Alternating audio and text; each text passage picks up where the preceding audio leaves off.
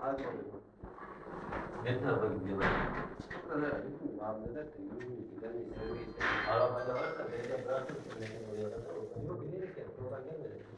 Ben arabayla geldim. Seni bırakırsın.